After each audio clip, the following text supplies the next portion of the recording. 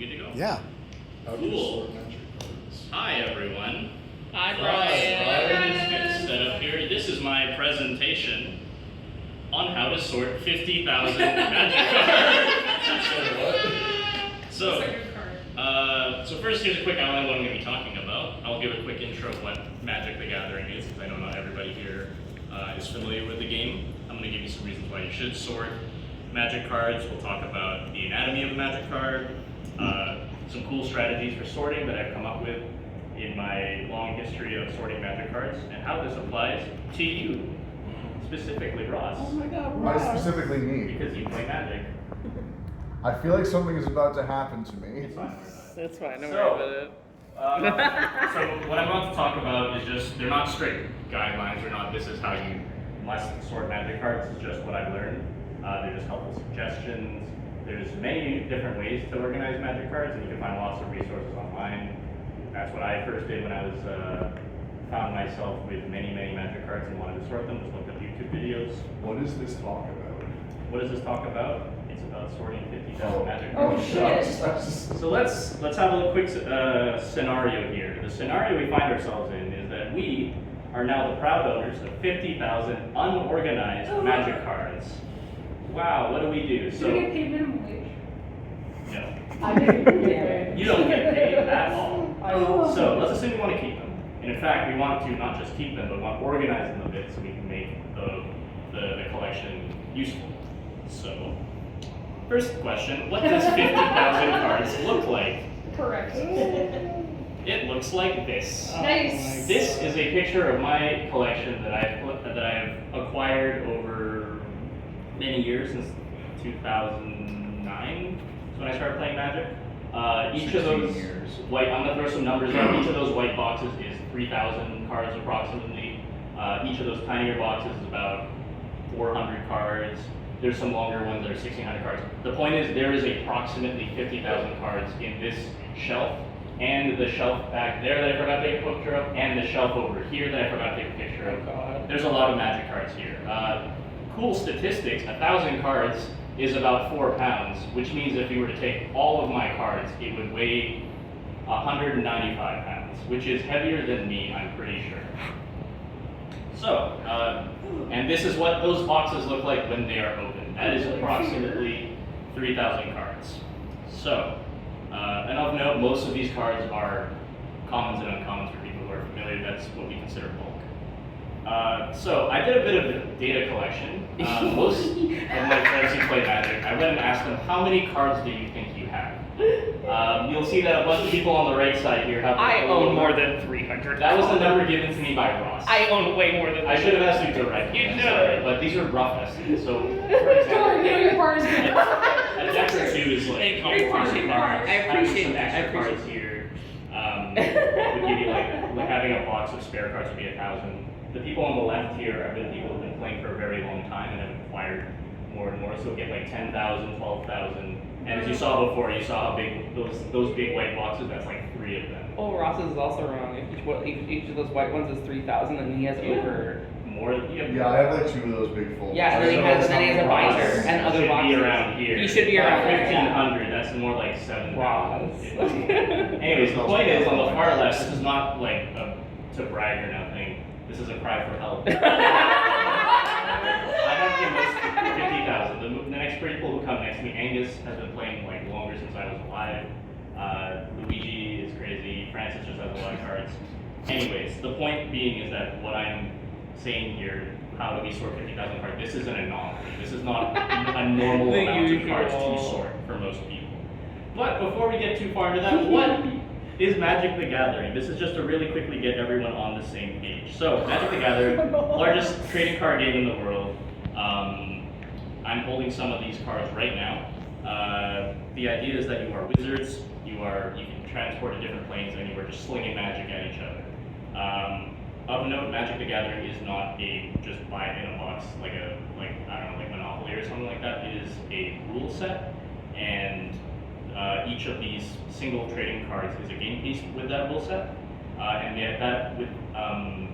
what that allows is that new cards can be made every year, every month. It seems at this rate, and in fact, people can even make custom cards using these rules. So, this game started in 1993, which is older than most of us here. And as of last month, I did a check here, there's approximately 30,000 different cards. That's about 1,000 new cards printed every year on average. So, and just so everyone has a quick, because I'm going to do a quick example of what is the enemy magic card. Here, great, take a card. And then you can look at them. You can just take a card, whatever you feel speaks to you, and then just pass it around the room. Oh, yeah, I love that one. I love that card. Real quick, there's a lot of things that go on a magic card. There's a lot of words, a lot of numbers, stuff like that. We are only going to care about 6 of these things for this talk. First thing is the color of the magic card. This is pretty visually obvious. You can kind of see that the borders in the top right symbol has what the color is. We have the rarity, which is on the bottom, in the middle right.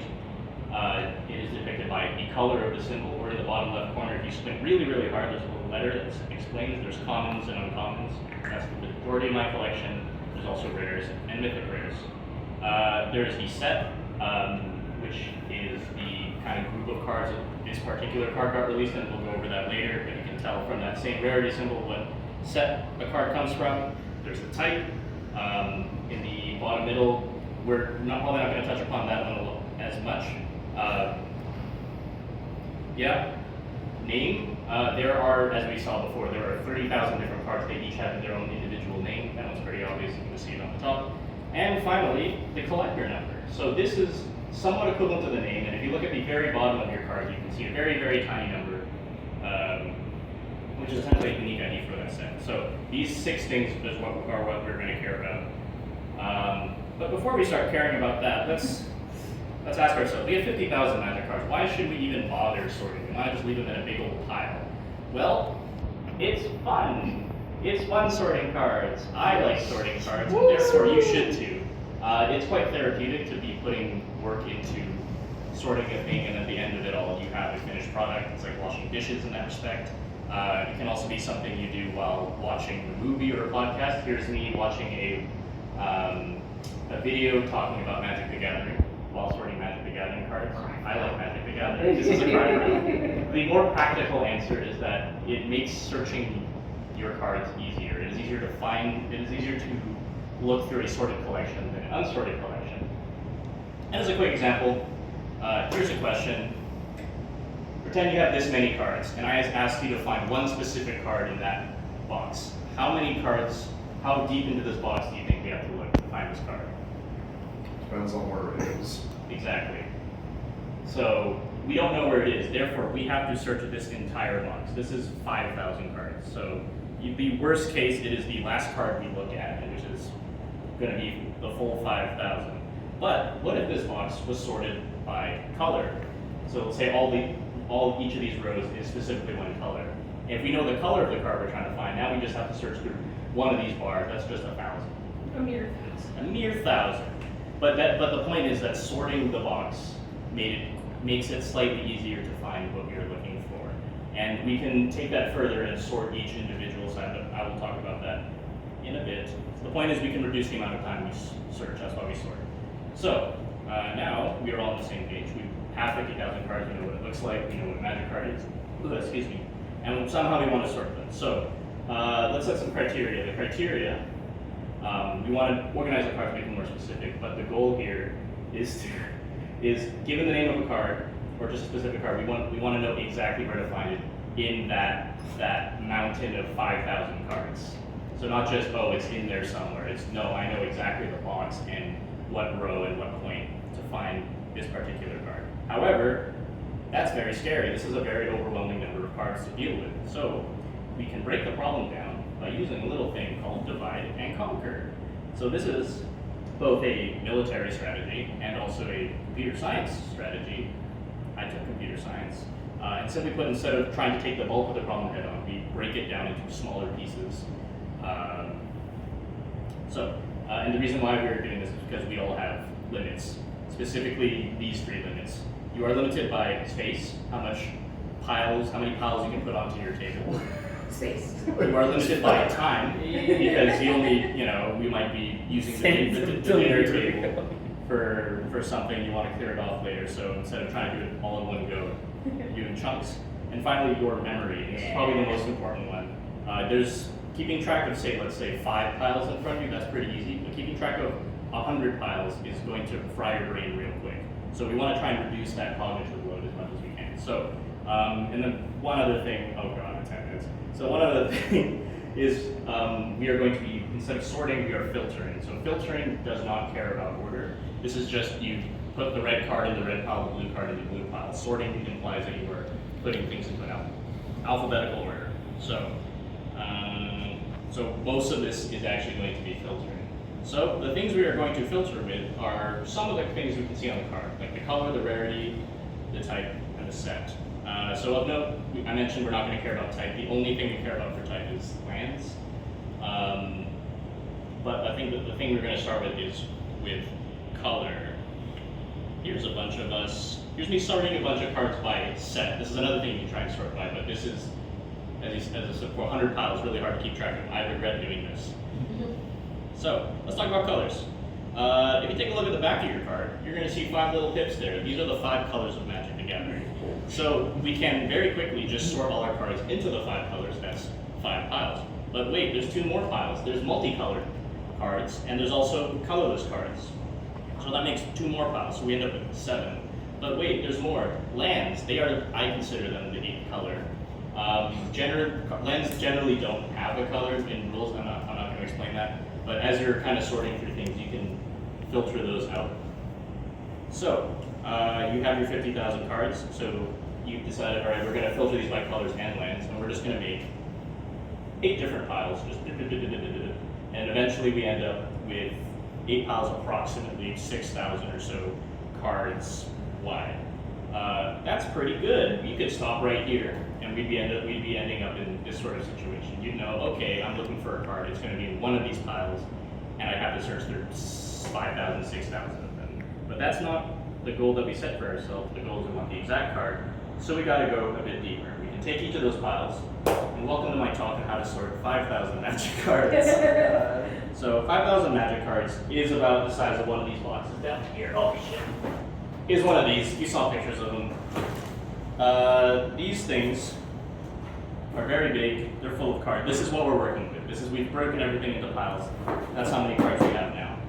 These boxes are about, as I saw before, 1,000 cards is like point is, this thing is like 20 pounds. It's 20 pounds worth of cards. Yep. So what we're going to do is we're going to keep dividing, we're going to keep conquering. So we don't want to search those 5,000 cards to find our card. We want to divide it again. So we're going to do more filtering. So we start with color. So we can move on to the next thing, which is set. Let's talk about sets. So every set in Magic has an associated symbol, as you can see there. A set is a collection of like 250 cards. All the sets have functionally worked. All the cards within a set are functionally working the same. They are also flavor-wise set in a specific specific plane, specific world essentially. So for example, here we have the multicolored plane of Alara. We have the City Guild of Ravnica, and we have the Tiny Animal Guild, the Tiny Animal plane of Bloomburrow. But there's also a bunch of other planes and sets based on modern mythos, such as we have the Gothic horror Innistrad, we have the Greeks-inspired Theros, and we have the Spider-Man-inspired Spider-Man. So this is another natural way to filter because you just have to look at the set symbols. You just match them together. You just close it. You just put them into different piles. So there's a new set released every few or so months, there's a whole bunch of numbers here, but the only thing we care about is that out of all the Magic sets ever released, 300 set symbols we gotta care about. So that's a lot. We don't want to make 300 piles on the table, so we gotta try and break those down. And what we can do is we can try and patch some of those sets together. So the first thing we can do instead of making 300 piles is we can filter by another piece of information. If you take a look at your card, there is a year printed on that card, so you can filter all your cards based on the year they were printed. Where are they going with this? So yeah, this of note, if you wanted to start with set, you could do that with a smaller collection. Sorting by color is a lot easier with a very large 50,000 like we just did. But so let's continue. So collection, so for this particular example, let's say that this collection is from the year to, I think I skipped a step here. No, we didn't. Yeah, so let's say this collection is from 2015. So therefore, from 2015 to 2024, that's about 10 piles. So we're gonna split all our cards, or 5,000 cards here, into 10 different piles. That's about 500 cards, which is a lot smaller, which means we get to move on to how to sort 500 magic cards. 500 magic cards, that's a fat butt. That's one of these fat pack bundle box things down here. That's about this many cards, which is a lot less than 5,000, certainly a lot less than 50,000. It is also the amount of cards you get from a booster box if you were to just buy them from the store and open them all up. So each of these piles in this 500, there's multiple sets in here, all based on a year. But how many sets is that? We can break that down. So just really quickly, in 2015 there were about 10 sets released. That's fine. 2024, there's a few more than 10 Fucking sets. Christ. But that's okay. We can cross some of these out. Some of them are online only, so we can cross those out. Some of them are secret players. We can cross those out. Which leaves us with 20. And even with those 20, you can do it even more batching because some of them were released kind of together. So as a quick example, the Modern Horizons 3 set down there came with a Modern Horizons 3 Commander set, which are very similar, so you can kind of just put them in the same pile, which gives us about 10 piles. So from 2015 to 2025, you can kind of just hand wave. There's about 10 different sets in each of your stack of 500. Very minor thing, if you want to speed up sorting by set, you can actually turn the cards upside down so you can see the set symbol a bit better. That's why with some of the pictures, you'll see me sorting, all the cards are upside down. That's what I'm doing there. So anyway, so we do that. We take our pile of 500 and we start splitting them up. You make 10 different piles, 10 different sets. That's about 50 cards a pile. That's really close to our goal of finding the exact position where a card should be. But we can go even deeper. Here's how to sort 50 magic cards. 50 magic cards, that's about the size of a deck. That's about one of these things. This is really small. You can search this really quickly. Where was I going with that? My mouth is moving faster than my brain right now. Yep, and these are kind of just estimate size of what 50 magic cards looks like. So in this particular case, our pile of 50 has just one color and just one set. That's pretty good. That's about 30, 60 possible cards. So what we can do at this point is we can start to actually sort, which is sorting by alphabetical or numerical order. Oops, skipping steps here. So as a quick reminder, that's where the name is, that's at the top. The collector number is at the bottom. A useful function of the collector number is that it's the same across languages, so if you happen to have any non-English cards, it can help you out. Is it the same across different art? No, different artwork will have different different collector numbers. numbers as well.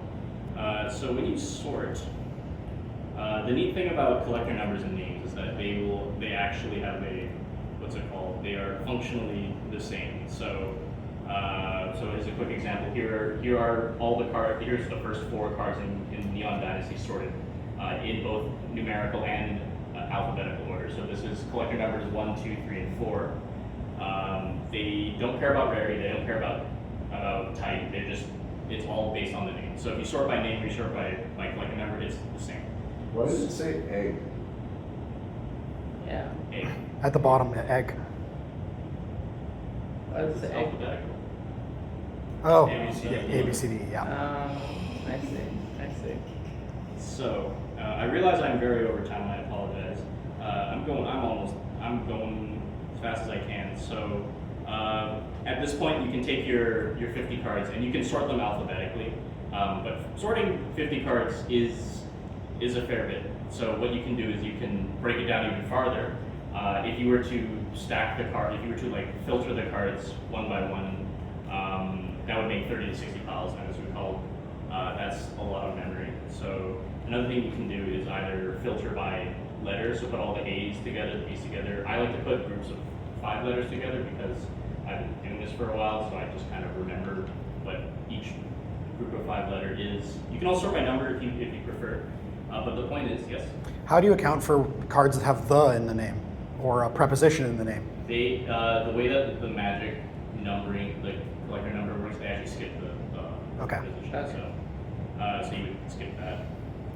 Anyway, so you'd end up with a bunch of little smaller piles that are like 2 to 17 cards deep. And now we get to the last part, how to sort 5 Magic cards. 5 Magic cards is not a lot of cards. It's about that many cards, right? Like you now have a hand of cards.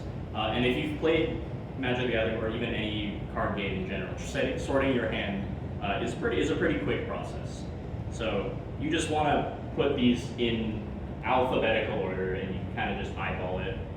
Since there's only 5 of them. Alternatively, you can use the collector numbers. I personally find this a much faster way to do it because I'm more numbers oriented. And after that, you're done. You now have 5 cards that are sorted perfectly well. Same guy. But you might be wondering, what do we do about the other cards? We're not done yet. So what you need to do is you need to keep going. So you broke that pile of 50 down to a bunch of little piles of 5. You need to finish all those piles of 5. It's going to take you a long time. Just pace yourself. Do it whenever you have free time. And because what you're going to do is once you finish all those smaller piles, you're going to merge them back up. So you take all those piles of 5, and you're going to make them back into a pile of 50. Then once you've finished all your piles of 50, you're going to merge them back to a pile of 500. Once you merge all the different groups of 500 together, you're going to make it a big pile of 5,000. And the neat part is that each of these different blocks of cards, even if you haven't gone through and sorted them yet, you know that they are somewhat sorted. So for example, when you break them all into groups of 5,000, you know that this big pile of 5,000, that's all the green cards. So you can just chuck them in a box, put a green sticker on it, and get back to it later. All these these 500 piles, these are sorted by year. So this is a green box full of 2025 cards, etc., etc.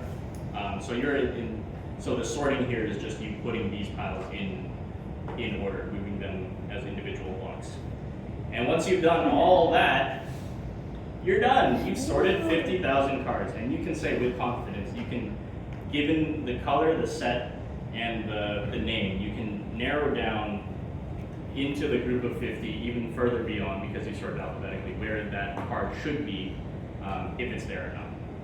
So, and I'm going to blast this last bit because I know we're over time. So, how do we do this for your collection? Because as we've said before, you probably don't have 50,000 cards. In fact, you might only have 1,000 cards. But the main principle applies that you need to keep dividing and conquering. You need to reduce the number of cards because you might have 5,000 cards here. You don't want to work with all 5,000 ones. You might even only have 500 cards, but you don't want to look at all of them at once. So you just keep filtering with whatever criteria you feel like doing. So yeah, like I said before, sometimes people, they just divide their collection into colors, and that's all they need.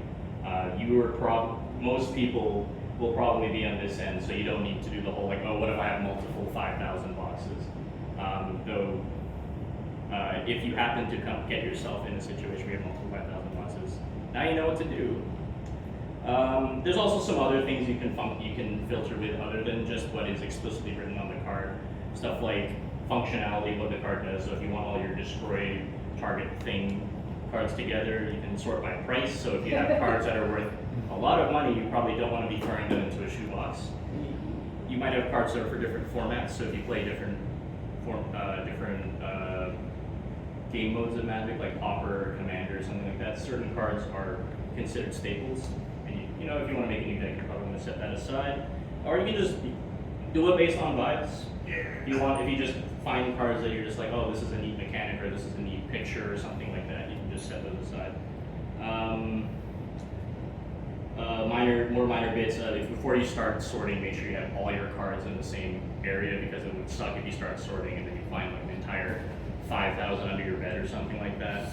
Another thing to consider is when you start adding more cards to your collection. That's something I had to deal with because I would gather a bunch of donations from friends. So storage options, definitely highly recommend getting these official card sort. These boxes meant for holding trading cards. They come in a variety of sizes from 5,000 all the way down to like 1,000 or 100. Better than a shoebox. Another thing to consider is if you were to get a bunch of cards and add it to the middle of your collection. However, you may have sorted it, like mine is sorted chronologically, so if I added cards in the middle, I'd have to shift a whole bunch of them over, perhaps from one box to another. So sometimes I'll leave like extra wiggle room in between. It's also easier to merge two sorted collections, so if you get a bunch of cards, sort them first and then merge them together. That's what my collection looks like. Each of those, it used to be sorted how I explained it in the example, but then I changed it because of various reasons. These are all sorted by set. They're all filtered by rarity. In other words, each of those orange and pink slips, that's commons and uncommons.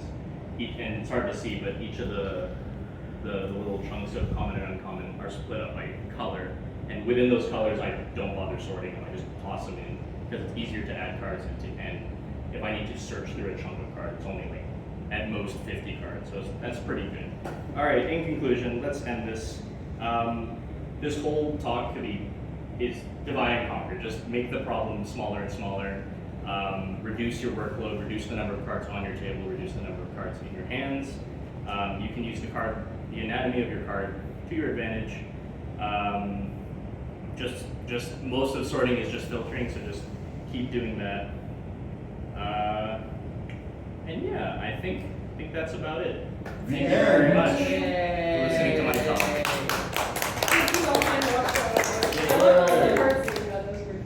Is your collection completely sorted now, Brian? It is. Nice. Yes. So those 50,000 cards, they are organized, and if you ask, You madman. yes, it took me a very long time to do that. So, and now you can too.